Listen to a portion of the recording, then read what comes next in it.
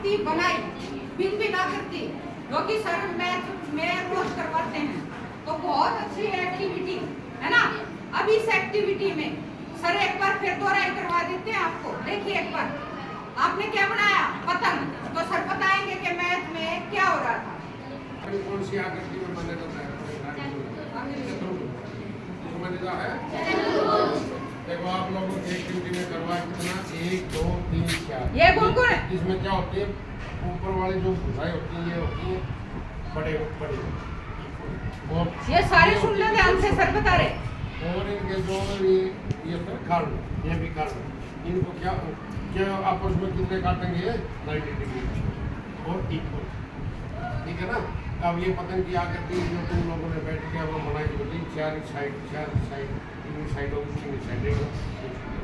अच्छी एक्टिविटी बनी और बहुत बढ़िया प्रयास था तुम्हारा, लेकिन जगह थोड़ी कमी रहेगी क्योंकि बाहर धूप है। हाँ बाहर धूप है, इसलिए नहीं तो अगली बार जो करवाएंगे इसको हो सकता है रिविजन करवा लें। उस टाइम अपने लड़के ज़्यादा बिठाएंगे और पहले हो सकता है निशान भी लगवा लेंगे, उससे फिर बैठने में दिक्कत नहीं होगी। निशान तो नहीं लगवाने से फिर एक्टिविटी नहीं रहेगी, मतलब बिना बताए ही करना ना, बिना बताए। अच्छा श्रोता तभी है भाई उसके इशारे को भी समझे, और वो अगर वो वैसे करवाना चाह रहे हैं तो कितनी समझ के साथ हमने उसको किया।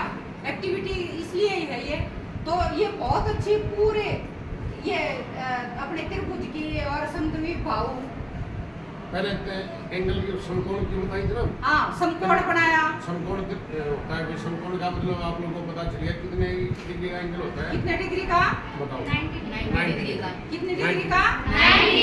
पता चल गया ना सबको।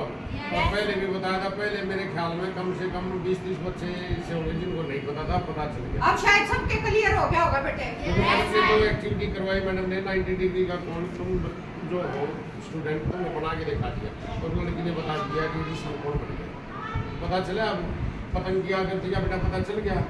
दो एक्टिविटी आज ये करवा दी, बाकी हाँ कल करवाएंगे। मैंने तो सिर्फ क्या बोला, पतंग, मैंने नहीं कहा मैथ कुछ भी, मैंने कहा आकृति पतंग की, लेकिन बहुत बखूबी बताया सर ने कि पतंग में मैथ क्या है, कैसे कितने कितने एंगल पे क्या क्या बन रहा है, पूरा इन्होंने बहुत अच्छे से खोल के बताया। मैं मैथ की नहीं, लेकिन आज मुझे भी ये चीजें दोहराई हुई हैं दोबारा से काफी सालों के बाद, तो बहुत अच्छी है। और दूसरी बात कि मैंने कहा 90 डिग्री का कोण, और फिर बहुत अच्छे से बच्चों ने बताया कौन सा, समकोण। क्या कहा? समकोण। अब शायद कोई भी बच्चा मुझे नहीं लगता कि कभी भूलोगे, पूरी जिंदगी याद रहेगी ये आकृति। तो ये इसलिए करते हैं कि गतिविधि जिन्हें हम कहते हैं अरे ये ठीक है करनी है, लेकिन नहीं, अगर थोड़ा सा ध्यान लगाएंगे तो कहीं ना कहीं वो एजुकेशन से ही जुड़ेंगी सारी की सारी, न केवल मनोरंजन के साथ साथ हम उससे क्या सीख रहे हैं बेटे, पुख्ता समझ, पूरी समझ हो जाती है हमें जिस दिन हम उसको एक्टिविटी के बेस पर करते हैं। तो बहुत अच्छी है आपकी। तो हम ये जो कह रहे हैं अच्छा श्रोता बने, उससे क्या फायदे होंगे, कोई बताएगा क्या फायदे हो रहे थे बेटे? बताइए बेटे, शाबाश अंजल, क्या फायदा हुआ बेटे, क्या सीखने को मिला? हमें ये पता चल गया कि ये जो हम बना रहे हैं पतंग की आकृति का, वो हमें पता चल रहा है कि से कितने में रहता है, वो भी पता चल गया। और कोई बात विशेष? वो तो पता चल गया बेटे, लेकिन एक लीडर बनाने के पीछे हमारा क्या उद्देश्य था, बताओ बेटे। मैम जो लीडर है उसको उसका समझ में आया उसे कैसा तरीका कि वो क्या करवाना चाह रहा है। बहुत अच्छा जवाब, यही है यही जवाब। अच्छा श्रोता का मतलब क्या है कि ये जो टीम जिसने बहुत जल्दी स्वानी को समझ लिया क्या करवानी चाह रही है, लीडर क्या कहना चाह रहा है, उसको बहुत अच्छे से समझा। जब पहला राउंड था वो ऐसे ही हाथ पकड़ के करवा रहा है, कुछ बोल नहीं रहा। कौन थी उस टाइम में? रागिनी। तो भी इन्होंने बहुत बखूबी उसको बनाया। क्यों बनाया? वो उसको समझ रहे थे कि वो कर क्या रहा है और उसका सहयोग कर रहे थे। और दूसरी बात और क्या हो है बेटे इसके अलावा? बहुत अच्छा जवाब है।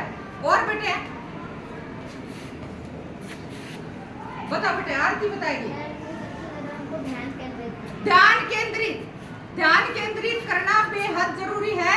चाहे एजुकेशन हो, खेल हो, कोई भी चीज हम करें, कोई भी एक्टिविटी करें, तो मुख्य बात निकल के आई कि ध्यान केंद्रित करना बेहद जरूरी है।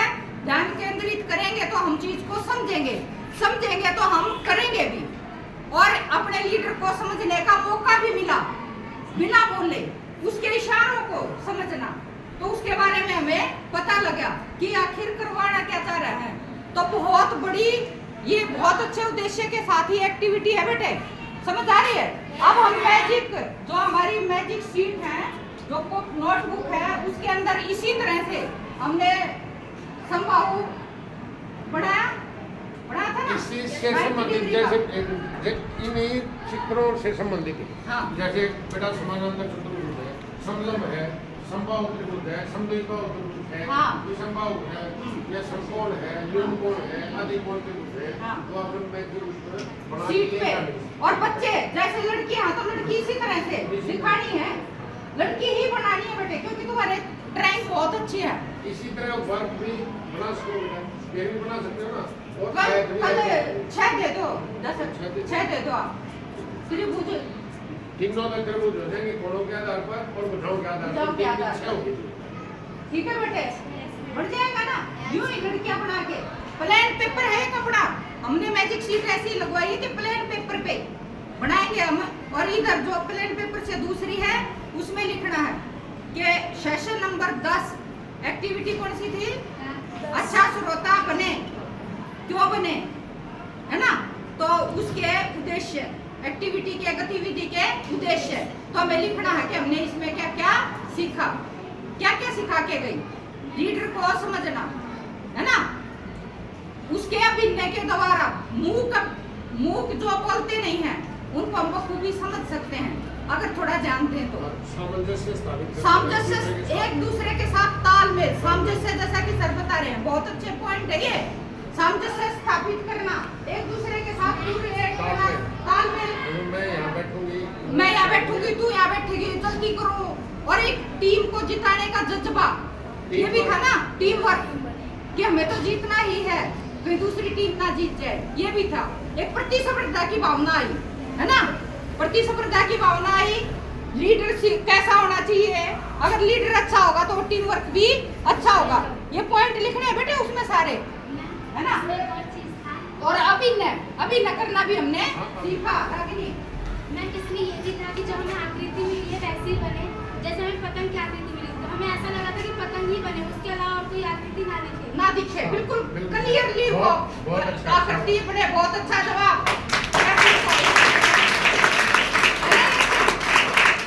तो इसी तरह की एक्टिविटी, जैसे कल जो हमारी ऑडियंस बैठी है, कल ऑडियंस करेगी, उल्टा सर कह रहे हैं कि 6 आकृतियां हमें बनानी है, बता चुके हैं हम। इसी तरह से जैसे बेटियां बैठी हैं, 1 छोटी 2 छोटी वाली जैसी मर्जी बनाओ, चित्र में दर्शानी है ये इस तरह से, ठीक है। चित्र बखूबी दिखे कि बेटियां बैठी हैं यहाँ ऐसे ऐसे, ठीक है। तो 6 आकृतियां पता लगी ना, कौन सी, भुजाओं के आधार पर और कोणों के आधार पर, दोनों क्या था, दोनों में से किस तरह के, ठीक है। फिर बता देता हूँ। भुजाओं के फिर आधार सुन पर, लो एक बार, भुजाओं के आधार पर कौन सी हो जाएंगी बेटा, या तो त्रिभुज की 3 भुजा, त्रिभुज 3 भुजाओं वाली आकृति, को बनानी है तीनों पहले, भुजा इक्वल हो, बराबर हो। दूसरा नंबर पे 2 भुजा बराबर होंगी तो समद्विबाहु 2 भुजा बराबर, तीनों अलग अलग हो जाएंगी विषमबाहु। अब कोणों के आधार पर भी 3 होगी, एक तो होगी समकोण त्रिभुज जिसमें एक कोण 90 डिग्री का हो, और दूसरा अधिक कोण, अधिक का मतलब ज्यादा, जो 90 डिग्री से ज्यादा ही कोण होगा किसी भी त्रिभुज में, क्योंकि त्रिभुज के तीनों कोणों का जोड़ कितना होता है बेटे, 180, ठीक है। 180। तो एक ये अधिक कोण होगा, एक कोण अधिक हो जाएगा 90 से ज्यादा, तो अधिक कोण त्रिभुज आ जाएगी। और यदि त्रिभुज के तीनों कोण 90 से तीनों कम होंगे तो उसको कहेंगे न्यून कोण त्रिभुज। तो 3 कोणों के आधार पर, 3 भुजाओं के आधार पर ये 6 हो जाएंगे बेटे, तीनों अलग अलग करके लानी, भुजाओं के आधार पर, कोणों के आधार पर। आपको बता दी बेटे, सबसे कई बार बेटा मिक्स कर देते हैं, बाहर से कोई आने वाला पूछे, अब तीनों भुजा बराबर है, बच्चे क्या है समकोण त्रिभुज, समकोण के कोण आते हैं, कोणों के आधार पर, क्योंकि बताओ क्या आधार पर पूछिए, बताओ क्या आधार पर पूछे तो बताओ क्या आधार पर ही बताना है, और कोनो के आधार पर बताए तो कोनो के आधार पर ही बताना बहुत अच्छा है। वाह का मतलब बुझा बता रखी बेटा, वाह उस शब्द आप ये सोच लो बुझाओ क्या था, हाँ। या तो तीनों बराबर या दो या एक, बस लास्ट में फोन आ जाए तो फोन क्या था, ठीक है। अब कल हो जाएगा ना ये काम? ठीक है मैडम तुम्हारी तो हर